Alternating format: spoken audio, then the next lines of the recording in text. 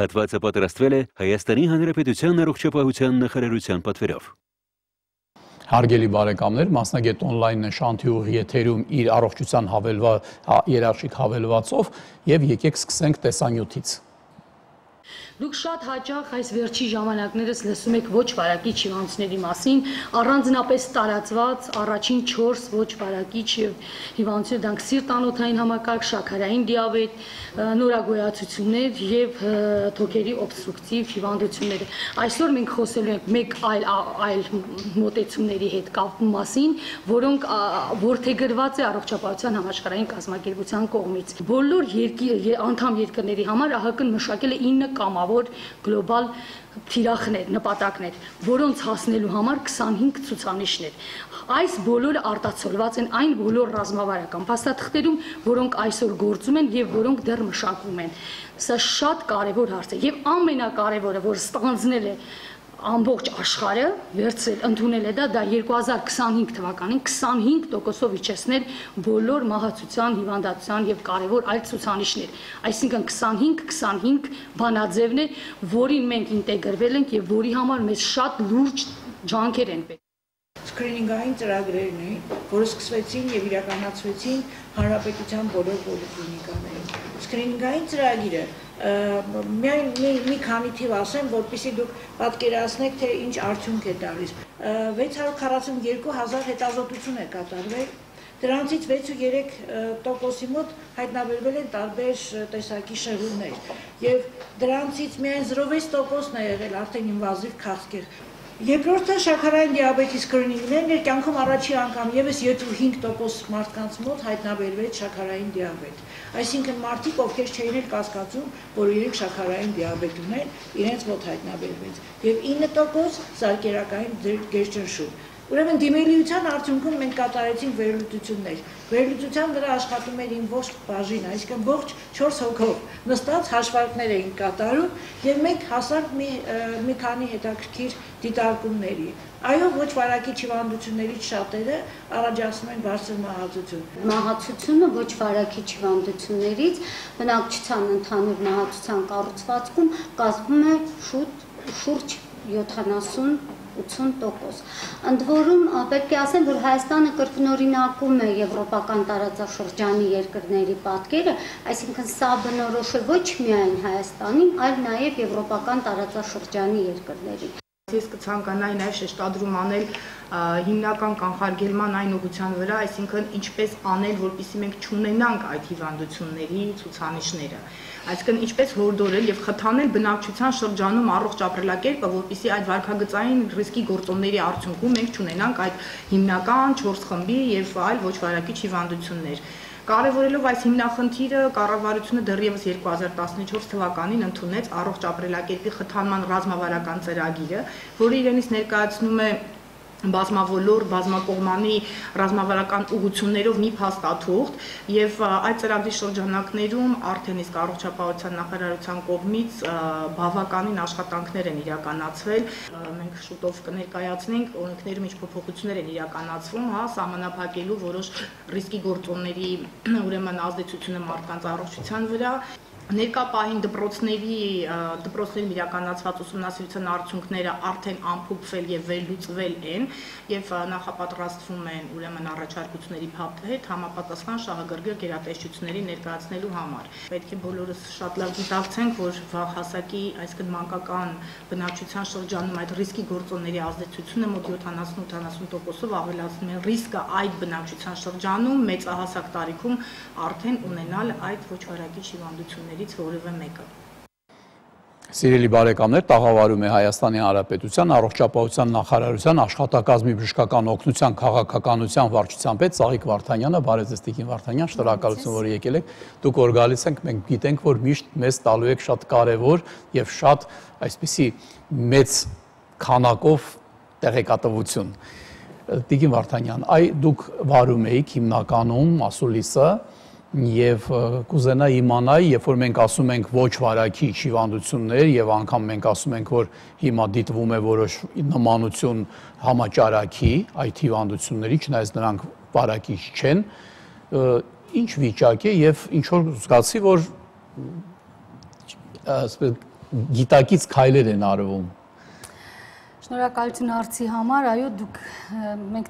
դիտեցինք տեսագրությունը, որոշ այսպես ավելի ամենակարևոր մասերը ասուլիսի,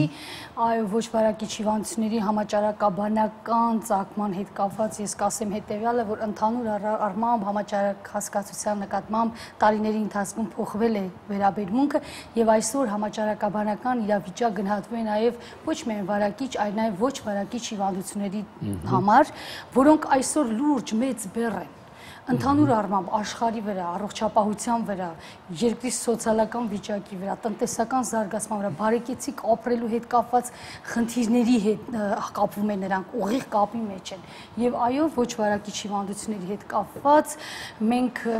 չունենք այլ ճանապարհ, քան միասնական համընդհանուր պայքարելը։ Իգին Վարդանյան, այսպես ասենք, եթե մենք շարունակում ենք հնի պես ապրել, այ ոնց որ միշտ է եղել, ուրեմն անխուսափելի ձևով բնակչության բավականին մեծ մասը այդ հիվանդությունները կունենա, որից վաղաժամ մահ կունենան։ Այսինքն դա հաստատ է, հաստատ որ այդպես է լինելու։ Հիվանդացության ու մահացության բուրգի մեջ իրենք մոտավորապես ամբողջ եվրոպական տարածաշրջանի մասում դա մոտավորապես մինչև 70-ից 80%-ի մասին է խոսքը, մեր երկիրը կրկնում է այդ իրավիճակը, այսինքն Հայաստանի Հանրապետությունում նույնպես մահացության ցուցանիշն 80%-ը մոտ բաժին է ընկնում ոչ վարակիչ հիվանդություններից մահացած դեպքերին եւ 70-77% մինչև արդեն իսկ հիվանդացության ցուցանիշն է։ Այսինքն սա արդեն իսկ խոսում է նրա մասին, որ իրենք լուրջ վտանգ են ներկայացնում, լուրջ բեռ են եւ առողջապահության վրա եւ ընդհանուր առմամբ մեր երկրի վրա։ Ինքը եթե մենք թողնենք այնպես, ինչպես դուք ասացիք, ինչպեսին որ մինչեւ հիմա եղել է, մենք կունենանք շատ անբարենպաստ ելքեր, որովհետեւ այդ կանխատեսումները, անբարենպաստ կանխատեսումները արդեն իսկ կան, սակայն աշխարհը գնում է այլ ուղղությամբ։ Այսպես կոչված 25 բանաձևն է գործում, որը առողջապահության համաշխարհային կազմակերպությունը որդեգրել է եւ բոլոր անդամ երկրները ստորագրել են այդ մեծ փաստաթղթի, ոչ վարակիչ հիվանդությունների դեմ պայքարի մոնիտորինգի եւ հսկողության ծրագրի մեջ, որտեղ հստակ ասված է, որ մինչեւ 2025 թվականը աշխարհը պետք է երկիրը, այսինքն երկրի պետությունները, պետք է մոտ 25%-ով բարելավեն ամենակարևոր ցուցանիշները, որոնք բնորոշում են ոչ վարակիչ հիվանդություն։ Եվ տալիս է ուղեցույցներ, չէ՞։ Այո, եւ տալիս է հստակ ուղեցույցներ, իհարկե տեղայնացված յուրաքանչյուր պետության համար։ Մենք չենք կարող մնանք այն աշխատենք այն ձևաչափով, ինչ որ նույնիսկ Ռուսաստանի Դաշնությունում է կամ մեր Արևան Վրաստանում է։ Մենք ունենք բազմաթիվ առանձնահատկություններ, որոնք իհարկե պետք է հաշվի առնել, եւ այդ բոլորը տեղայնացվում է, այսինքն տրվում է ընդհանուր ուղղությունները, տրվում են ընդհանուր քաղաքական, այսպես ասած, մոտեցումները, որոնք հիմնված են գիտականորեն ապացուցված դեպքերի եւ այսպես գիտության վրա, որից հետո տեղայնացվում է եւ յուրաքանչյուր երկրում արդեն իսկ գործում է ոչ վարակիչ հիվանդությունների ու պայքարի թիմեր։ Նույնիսկ կան արդեն երկրներ, որոնք ունեն ազգային ծրագիր, այսինքն ծրագրի ձևով շատ ավելի տարածված։ Բայց դա ոչ միայն վերաբերվում է առողջապահության նախարարությանը, չէ՞, եթե որ մտածում ես ինչի մասին է խոսքը գնում, առողջապահության նախարարությունը սկսում է մասնակցել ամենաշուտը սկրինինգային ծրագրերից, երբ որ մենք ուզում ենք գտնել նրանց, ով արդեն ունի խնդրեմը, բայց ինքը դեռ չի զգում եւ կարելի արագ, բայց եթե մենք խոսում ենք նրա մասին, որ մարդիկ առողջ ապրեն եւ ընդհանրապես այդտենց խնդիրներ եթե ունեն անել խորը ծերությունում, ապա դե միան առողջապահության նախարարությունը միայնակ չի կարող, չէ՞։ Ես ուզում եմ հնչեցնել երկու կոնցեպտուալ միտք, առաջինը որ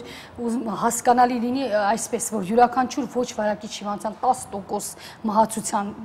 բարձրացումը բերում է տվյալ երկրի տնտեսական զարգացման 0.5% նվազում։ Սա ապացուցված, այսպես ասած, միտք է եւ դրա հետ միասին կցանկանայի ասել նաեւ մեկ այլ շատ այսպես ընդունված, արդեն իսկ ընդունված գաղափար միտք, որ կանխելի են ոչ վարակիչ հիվանդությունները։ Ոչ վարակիչ հիվանդությունների դեմ պայքարը պետք է սկսել նրանց ռիսկի գործոններից եւ եւ առողջապահության համաշխարհային կազմակերպություն եւ տարբեր միջազգային այլ կազմակերպություններ հստակ փաստում են, որ սիրտ-անոթային համակարգի հետ կապված, արյան շրջանառության համակարգի հետ կապված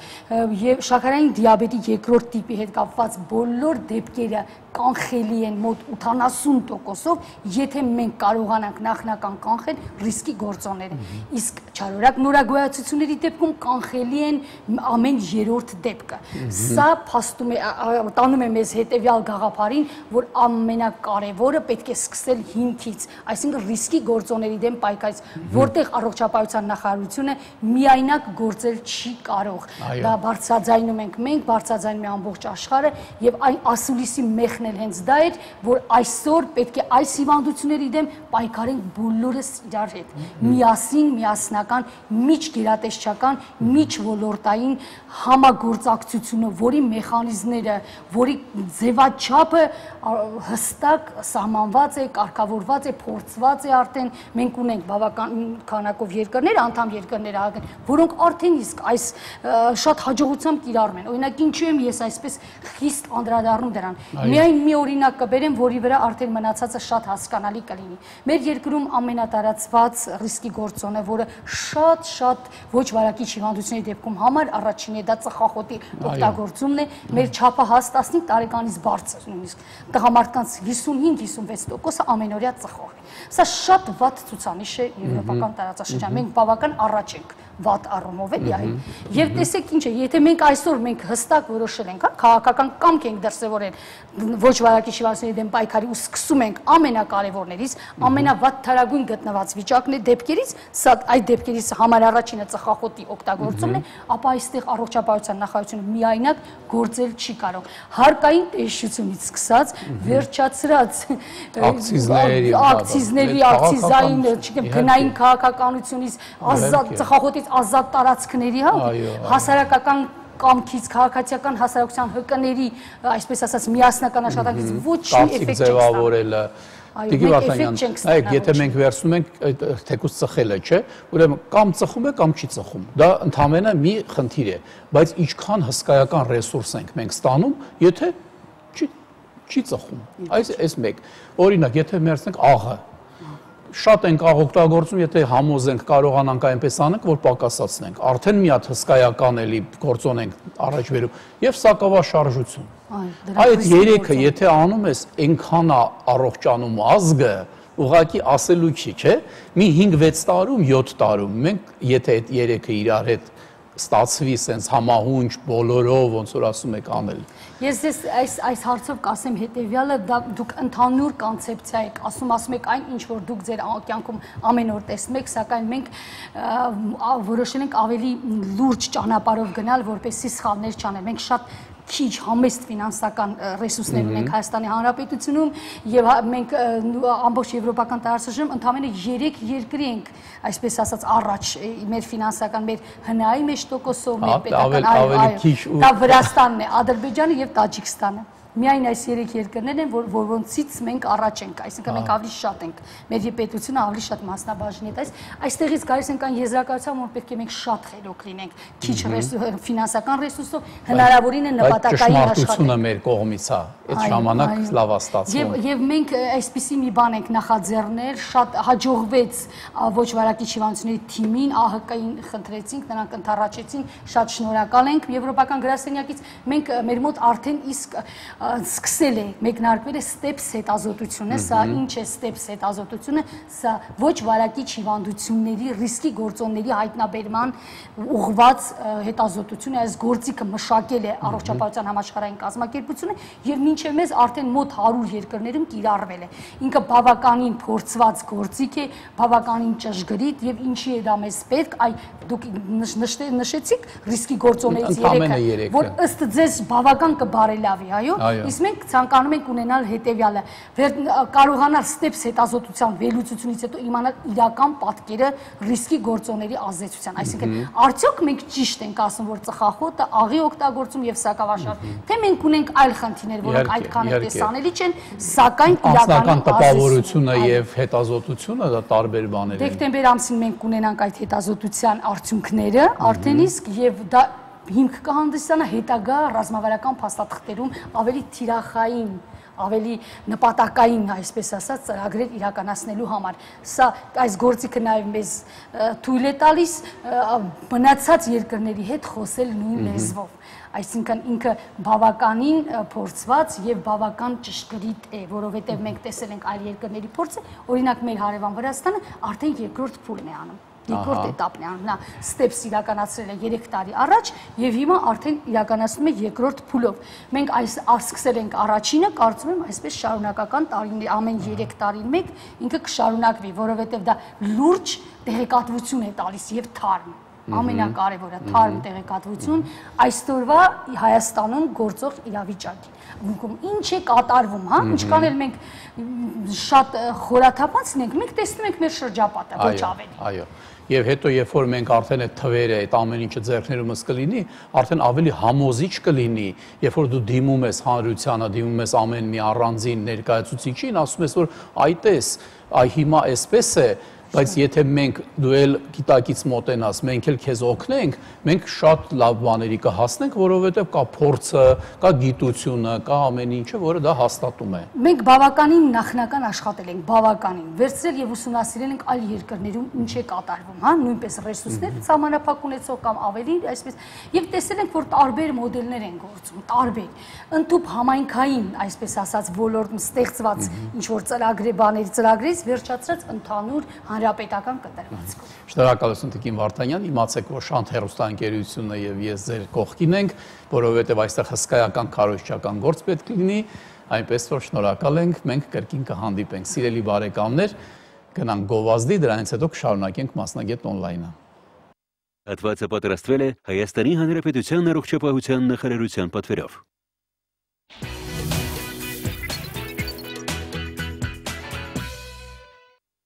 Շարունակում ենք Մասնագետ on-line-ը, տաղավարում է Երևանի Պետական Բժշկական Համալսարանի պարոդոնտոլոգիայի եւ թերապևտիկ ստոմատոլոգիայի ամբիոնի վարիչ, Բիանկո ստոմատոլոգիական կլինիկայի պարոդոնտոլոգ, իմպլանտոլոգ, Հայաստանի Պերիօդոնտոլոգների ասոցիացիայի նախագահ, բժշկական գիտությունների տեխնացու Վարդան Բակալյանն է։ Բարի ձեզ Բակալյան, շնորհակալություն, որ եկել եք։ Ինչ կարևոր հարց է դրթել ինձ, որ ես ձեզ հրավիրեմ։ Մի ժամանակ ասում էին մենակ էս կլինիկան անում իմպլանտոլոգիա, բոլորը անունը գիտեին, անողների եւ այլն, հետո եկավ ժամանակ, որ մի 2-3 տեղ, հիմա բոլորն են ասում, որ անում ենք։ Շատ ուրախալի է դա, բայց այնուամենայնիվ ես տեղյակ լինելով այդ ինչ իմպլանտացիան եւ հասկանալով իր էությունը, ուզում եմ իմանամ, այդ տենց հեշտ բան դարձավ, որ բոլորը կարող են անել եւ եթե ոչ, ապա ասեք, խնդրեմ, թե ինչ մի հատ հիշենք, ինչ ենք հասկանում, որը ասում ենք իմպլանտացիա եւ ինչ բարդությունների դա կարող է բերել, ինչի պետք է այդ բանը անել շատ ճիշտ եւ գրագետ։ Եթե 15 տարի առաջ հարցնեիք, թե ինչի համար է արվում իմպլանտացիան, ես պիտի պատասխանեի, որ բացակա ատամը վերականգնելու համար։ Այո։ Այժմ, երբ մենք խոսում ենք իմպլանտացիայի մասին, մենք պատկերացնում ենք, որ իմպլանտը պետք է… Ես խնդրեմ տեսանյութը թող տան այնտեղ, որտեղ ցույց է տալի Բիանկո, այո, ասեք։ Այժմ իմպլանտը վերականգնում է կորցված ատամի ֆունկցիաները ամբողջությամբ, այսինքն ծամողական ֆունկցիան ամբողջությամբ, էսթետիկան ամբողջությամբ, այսինքն մենք փորձում ենք լրիվ վերականգնել այն, ինչը որ կորցրել է պացիենտը։ Դրա համար մենք տեղադրում ենք իր ոսկրի մեջ, ինչ ենք տեղադրում, մի հատ ասեք դա ինչ է, դա սովորական երկաթ է, դա շուռուպ է, ինչ է իմպլանտը։ Այսօրվա դրությամբ կա մի քանի 100 տեսակի իմպլանտներ, կարելի ասել մի քանի հազար, եթե ամբողջ աշխարհով մեկ բոլոր սիստեմները հաշվեն։ Իհարկե դրանք տարբեր տիտանի կոնստրուկցիաներ են, այժմ կան նաև կերամիկայի իմպլանտներ եւ այլն։ Եվ այդ կոնստրուկցիան սկսում է հենարայնային դեր խաղալ եւ այդ կոնստրուկցիայի վրա արդեն կառուցվում է բուն ատամը։ Կարող ենք ասել, որ այդ կոնստրուկցիան թույլ է տալիս ծառայել որպես արմատ տվյալ դեպքում, այսինքն մենք ատամը եթե չկա, կամ ինքն է ընկել կամ հեռացվում է, եթե նա պիտանի չի, եւ դա արդեն դառնում է արմատը, ճիշտ է։ Այո, իհարկե, մենակ մի փոքր տարբերությամբ, որ ատամը մի քիչ ավելի զգայունություն ունի, քան իմպլանտը, այսինքն այն ներվային վերջույթները, որոնք գալիս են հասնում են արմատին, դրանք այդ ձևով չեն ձևավորվում իմպլանտի շուրջը։ Ինչն են վտանգները, ինչն է պատճառը, որ իմպլանտացիան կարող է լինել անհաջող ստացվել, այսպես ասենք։ Նախ եւ առաջ պետք է հասկանանք ինչ է նշանակում անհաջող իմպլանտացիա, որովհետեւ եթե մենք ուղղակի ուզում ենք վերականգնել բացակայող ատամը, ինչ որ մի ատամ ունենալ այդ բացակայ իմպլանտի տեղը, այսինքն մեզ առանձնապես շատ չի հետաքրքրում էսթետիկան, այդտեղ բարդություններ ունենալը այդքան էլ դժվար չի։ Սակայն եթե մենք ուզում ենք իդեալական էսթետիկա, որպեսզի ատամը լինի իդեալական նման կողքի ատամներին, որպեսզի լնդեզրը իդեալական նման լինի կողքի ատամների լնդեզրին, լնդի գույնը լինի իդեալական, չտարբերվի կողքի ատամների շուրջ իդեալական ասում ենք այն ժամանակ, երբ որ նայողը, տեսնողը բացարձակ չի կարողանում ենթադրել, որ սա ինչ-որ մի բան արված է, ճիշտ է, դա ենք մենք ասում։ Իհարկե։ Այդ դեպքում մեզ պետք է որ իմպլանտի դիրքը լինի շատ ճշգրիտ, պետք է որ լինդը լինի լրիվ առողջ վիճակում, պետք է որ վրայի կառուցվող ատամը լինի բնական ատամին շատ նման, որպեսզի պրակտիկորեն չտարբերվի։ Դե մենք ունենք մի նկար, որը տրամադրել եք դուք, եկեք տեսնենք, դուք ասեք, թե ինչն է այստեղ բարդությունը ինչու է կայանում։ Այստեղ ձախ կողմից մենք տեսնում ենք հեռացված իմպլանտներ վրայի կոնստրուկցիայով եւ այստեղ իմպլանտները կապված էին բնական ատամին, որը ընդունված չի անել, քանի որ իմպլանտը եւ ատամը տարբեր ձևերով են ծառայում։ Մեկը ունի շարժունություն, մեկը չունի եւ այդ միացման պատճառով հակասություն է առաջանում։ Վերևը աջ կողմի նկարում խնդրում եմ այն հին նկարը, հա, հետ բերեք։ Վերևի աջ կողմի նկարում մենք տեսնում ենք, որ իմպլանտի վզիկը բացվել է, ըստ երևույթին այդտեղ ոսկրային հյուսվածքը քիչ է եղել եւ հետո մասամբ քայքայվել է եւ արդեն տեսնում ենք ոչ էսթետիկ պսակը։ Ներքևը իմպլանտի դիրքի հետ կապված խնդիրներ կան, այսինքն իմպլանտը դրվել է շատ մոտիկ ատամին եւ այնտեղ առաջացել է բորբոքային process եւ իմպլանտի շուրջը եւ փաստորեն ատամի շուրջը։ Մյուս նկարը, եթե կարելի է։ Այստեղ մենք տեսնում ենք ձախ կողմից հեռացված իմպլանտներ, աջ կողմից վերևը տեսնում ենք նորից իմպլանտ, որը տեղադրված է ոչ ճիշտ դիրքով, այսինքն այդ իմպլանտի վրա հնարավոր չէ իդեալական էսթետիկ պսակ կառուցել։ Հենց այսպես էլ չզինված աչքով երևում է, որ եթե դրա վրա իմ տնես արդեն այդ ապատմենտ, որ դուք ասում եք, նա ահագին դուրս կլինի եւ ուղղակի տգեղ կլինի եւ ատամը շատ ավելի դժվար լինի պացիենտը գող դրանից։ Ներքևի վրա մենք տեսնում ենք ինչեր է տեղ։ Այնտեղ կոմպյուտերային տոմոգրաֆիայի վրա երևում է, թե ինչքան ոսկրոր է քայքայվել իմպլանտի տակը, այստեղ ենթավերնոսկրային իմպլանտ է տեղադրված եւ ինչ-ինչ պատճառներով այնտեղ գնացել է բորբոքային process եւ մեծ ծավալներով ոսկրային հյուսվածք է քայքայվել։ Լավ, Բյուժ Բակալյան, եթե ընդունում ենք, որ ստոմատոլոգը բավականին փորձառու է եւ նա այս ամեն ինչը գիտի, այ ինչ պետք է անի ստոմատոլոգը զննելուց պացիենտին եւ սկսելուց աշխատանքը, որ խուսափի նման տեսակի արդյունքից։ Այսօր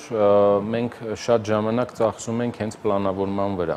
այսինքն շատ երկար մենք պլանավորում ենք ինչ դիրքով պետք է տեղադրվի իմպլանտը, քանի իմպլանտ պետք է տեղադրվի ավելի մեծ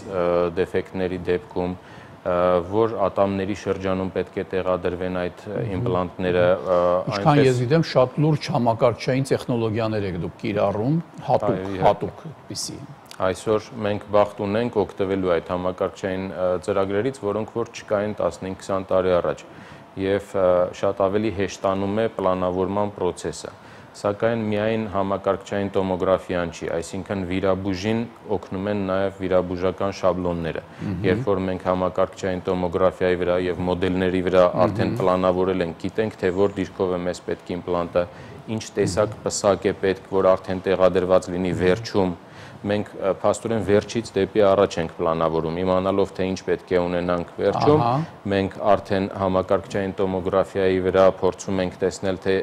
այդ իմպլանտը տեղադրելով այս դիրքում ինչ է մեզ պետք եւ հաճախ ոսկրային հյուսվածք, տարբեր թաղանթներ կիրառելով իմպլանտը տեղադրում ենք ոչ այն դիրքով, որը որ մեզ պարտադրում է եղած ոսկրային հյուսվածքը, այլ ավելացնելով ոսկորը մենք տեղադրում ենք իմպլանտը ավելի էսթետիկ արդյունք ստանալու համար։ Արդեն այդպիսի դեպքերի մասին խոսենք գովազդից հետո, սիրելի բարեկամներ, այժմ ընդհատվենք գովազդի, ուշադիր եղեք, գովազդը դիտենք լրիվ եւ հետո կտեսնեք, որ մենք կլինենք այս տաղավարում։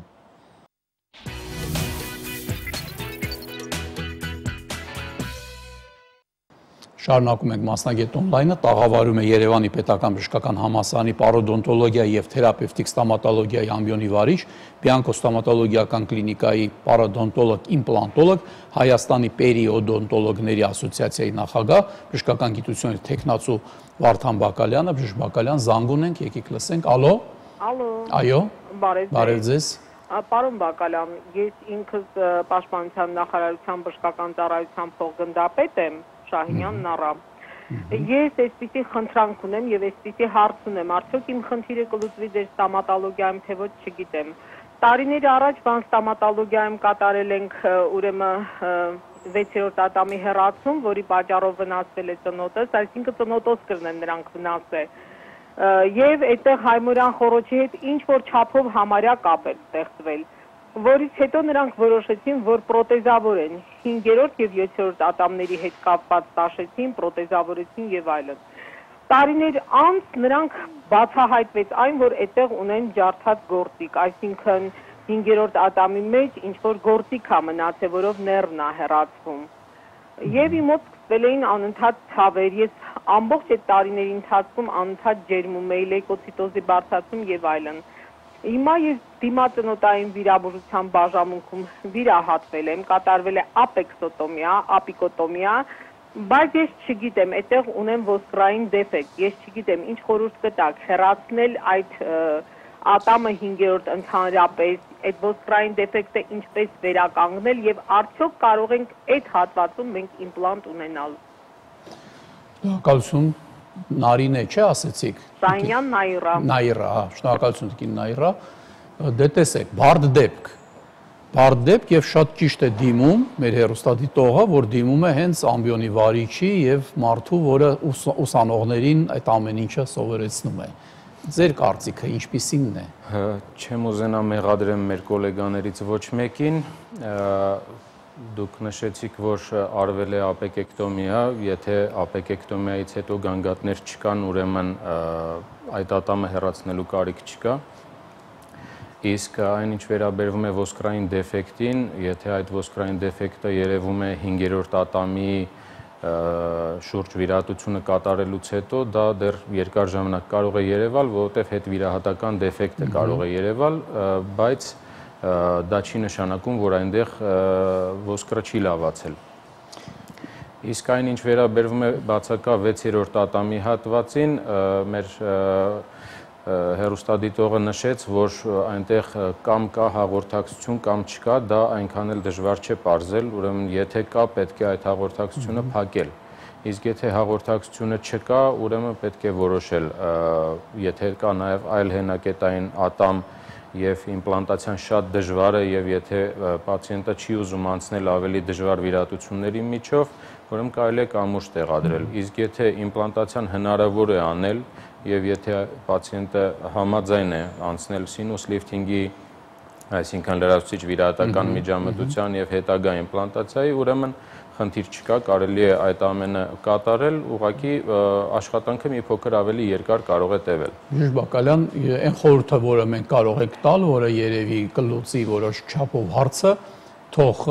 տիկին Նաիրան զանգահարի, մենք տրամադրում ենք հեռախոսահամարը, արդեն հաղորդումից հետո, եթերից հետո, սա ուղի եթեր է, հիմա չի կարող զանգել, կզանգահարի եւ դուք արդեն կասեք, թե որտեղ կարող եք զննել, տեսնել եւ լուծումը տալ։ Շարունակում ենք եւ մենք նկար ունենք, եկեք տեսնենք այստեղ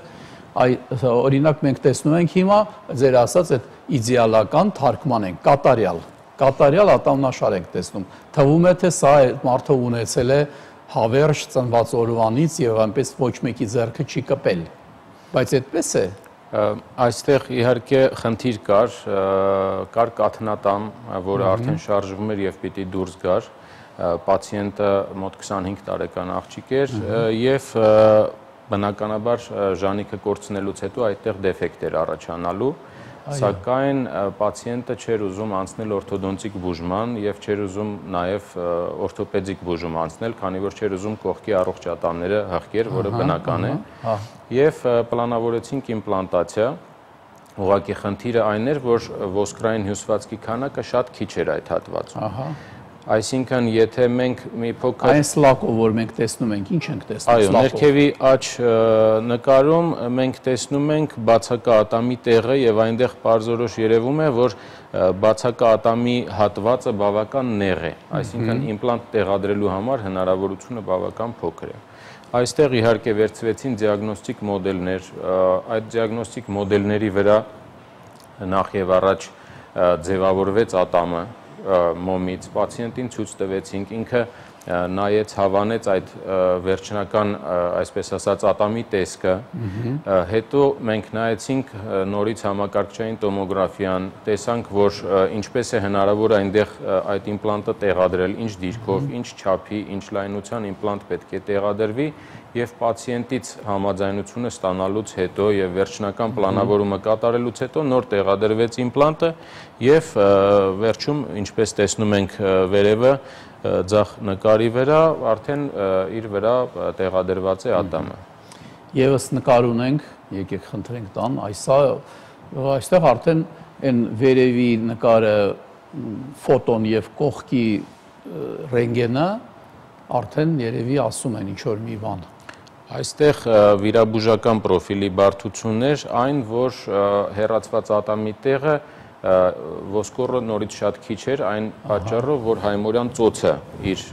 այսպես հատակով, ընդ որում անհարթ շատ հատակով, շատ մոտիկ էր գտնվում, ուրեմն այն հատվածին, որտեղ որ պետք է տեղադրվեր իմպլանտ։ Եվ այստեղ իմպլանտը, եթե մենք 1 մմ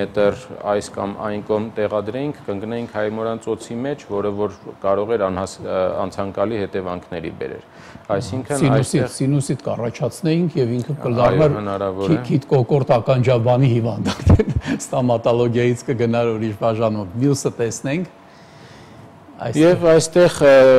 նկարի մեջ երևում է, որ իմպլանտացիան հնարավոր է նաև այն դեպքերում, երբ որ ոսկրի քանակը շատ քիչ է, ինչպես որ մեր հեռուստադիտողը զանգարեց եւ ասեց, որ այնտեղ ոսկոր չի մնացել, այստեղ էլ ոսկոր համարյա չկար, բայց ոսկոր չլինելը մեր համար այժմ ընդամենը ժամանակավոր բարդություն է, քանի որ եթե պացիենտի ընդհանուր օրգանիզմի վիճակը թույլ է տալիս, մենք կարող ենք կատարել տարբեր վիրահատություններ, միգուցե դրա համար անհրաժեշտ լինի լրացուցիչ փուլ կամ միգուցե դա իրականացվի նույն վիրահատության, այսինքն հենց իմպլանտացիայի ժամանակ կարողանում ենք կատարել ոսկրի աուգմենտացիա, այսինքն ոսկրային քանակի ավելացում եւ այդ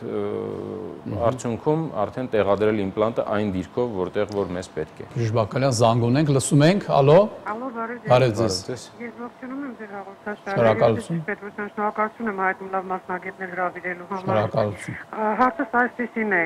իմպլանտները ընդհանրապես վերևի մասում է դժվար դնելը, թե ներքևի,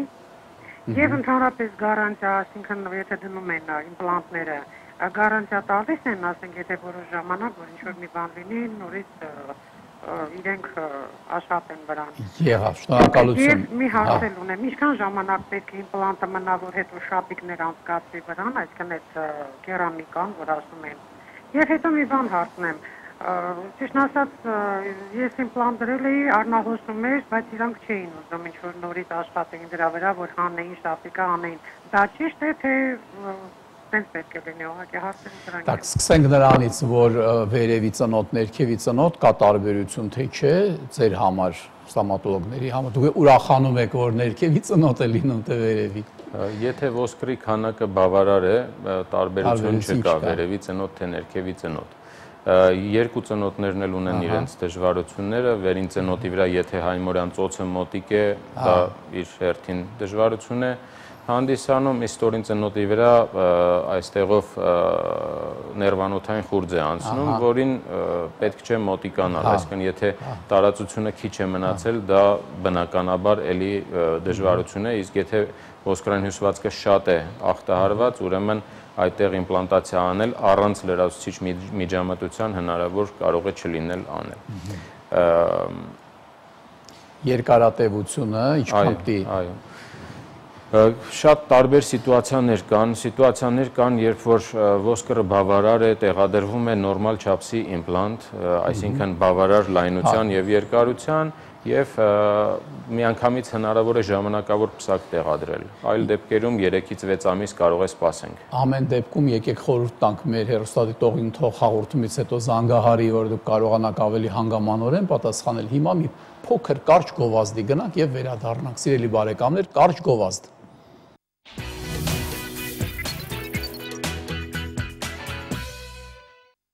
Շարունակում ենք մասնագետ on-line-ը, Բժիշկ Բակալյան, այնտեղ ես մի նկարի վրա տեսա Լինդի հետ կապված խնդիր, եւ եթե սկզբից ամբողջ ուշադրությունը ատամի հետ է կապված, ատամ ունենամ, ատամ լինի եւ այլն, բայց ասենք եթե Լինդը լավ չստացվի, տգեղ լինի, այդ էսթետիկ հարցը ինչպես եք լուծում։ Այսօր էսթետիկա ասելով մենք պատկերացնում ենք ոչ թե սպիտակ ատամի մենակ տեսքը, այլ նաև հարաբերակցությունը սպիտակի եւ վարդագույնի, այսինքն լնդի եւ ատամի հարաբերակցությունը։ Այդ պատճառով, եթե մենք ուզում ենք վերջում լավ էսթետիկ արդյունք ստանանք, հաճախ իմպլանտացիայի ժամանակ հենց առաջի վիրահատական փուլում կամ երկրորդ փուլում մենք կարիք ենք զգում լրացուցիչ փափուկ հյուսվածք ավելացնելու։ Դա ստեղծում է հնարավորություն վերջում ստանալ իլիդեալական լնդեզեր, այսինքն լնդի գույնը, հաստությունը, բարձրությունը եւ գույնը։ Բժիշկ Բակալյան, դուք բերել եք շատ հետաքրքիր պիտույքներ, ֆանտոմ եք բերել եւ ես ուզում եմ հարցնել խնամքի հարցը եւ իմպլանտացիայի դեպքում եւ միգուցե եւ պարտադիր չի իմպլանտացիայի կարող եք ասել մի երկու խորհուրդ տալ էլի այդ ինչպես կարելի է անել այնպես որ մարդիկ ճիշտ վարվեն, թել եք բերել Եթե կարելի է կարող եք վերջնել ցույց տալ։ Կարևոր է, որպեսզի մենք բուժման եւ ընթացքում եւ բուժման ավարտին մենք անպայման մեր պացիենտներին ցույց տանք ինչպես պետք է իրենք մաքրեն ատամները, իմպլանտների շուրջ, ատամների շուրջ, տարբեր այլ կոնստրուկցիաների շուրջ։ Ուղղակի պիտի ասեմ, որ հաճախ մենք թերանում ենք մաքրելու հենց լնդագրպանիկների հատվածը, որի համար խորհուրդ կտայի, որ խոզանակը պահվեր բացի մնացած այլ ձևերով շարժումներից, ավելի անկյան տակ, թեքության տակ եւ այսպես կամ առաջետ կամ շրջանաձև շարժումներ կատարելով մաքրվեին հենց լնդագրպանիկները, որտեղ առաջին հերթին հավաքվում է ինֆեկցիան, միկրոֆլորան, եւ մյուս խոզանակը ինչ որ ինքը առանձնահատուկ է։ Իհարկե հատկապես կամուրջների շրջանում պարտադիր պետք է լինելու մաքրել միջատամնային խոզանակներով, այդ կամուրջները կարող են խոզանակ է պետք է ունենան պացիենտները, որոնց դա պետք է։ Դրանք հենց իմպլանտների վրա կամուրջների դեպքում էլ կարող են լինել եւ սովորական ատամնաթելերը հատկապես այն դեպքերում, եթե մեր իմպլանտների վրայի կոնստրուկցիաները առանձին են տեղադրված, ուրեմն ատամնաթելերը շատ էֆեկտիվ կարող է լինեն։ Այս բացատրելը պացիենտներին պետք է շատ երկար ժամանակ մենք սրան տրամադրենք, որպեսզի վերջնական արդյունքը հարատև լինի։ Մենք հասկացանք, Բժիշկ Բակալյան, որ այս գործը պահանջում է բարձր պրոֆեսիոնալիզմ, որովհետև սկսած են առաջի պահից, որ տեսնում եք պացիենտին, վերջացրած արդեն այս խորհրդով, թե թելը ոնց օգտագործի եւ այլն։ Շատ շնորհակալություն, ես բավականին բան իմացա այսօր եւ սիրելի բարեկամներ, կուզենայի ձեզ ցուցադրել եւս մի ուրեմն այսպիսի սա դասագիրք է հայերեն լեզվով, որը գրել է մեր այսօր պատրաստել է, մշակել է այդ ամեն ինչը մեր հյուրը Բժիշկ Բակալյանը եւ պետք չի, եւ որ ես բացատրեմ, թե դա ինչքան կարևոր բան է, ինչքան մեծ կարիք գոյություն ունի մեր ուսանողության մոտ հայերեն դասագրքերի։ Իհարկե կարելի է վերցնել թարգմանել եղածը, բայց հավատացեք, երբ որ մասնագետը, դասախոսը, ամբիոնի վարիչը, երբ որ ինքն է այս ամեն ինչը գրում, նա արդեն ելնում է իր փորձից, նա արդեն գիտի մեր ուսանողներին ինչ է ավելի շատ պետք, եւ դա ուղղակի անգնահատելի է, շնորհակալություն Բժիշկ Բակալյան, որ դուք ժամանակ ունեք եւ ծախսում եք նաեւ դրա վրա, այլ չեք տարվում միայն պացիենտներով, որը էլի լավ կլիներ, եթե ընդհանրապես այդ անեիք շատ լավ ձևով, բայց այս գործը շատ կարեւոր է եւ մնայուն է, կարելի ասել, հավերժ սա կօգտագործեն ուսանողները։ Շատ շնորհակալություն, սիրելի բարեկամներ, ավարտենք հաղորդումը, ստեսություն, մի հիվանդացեք։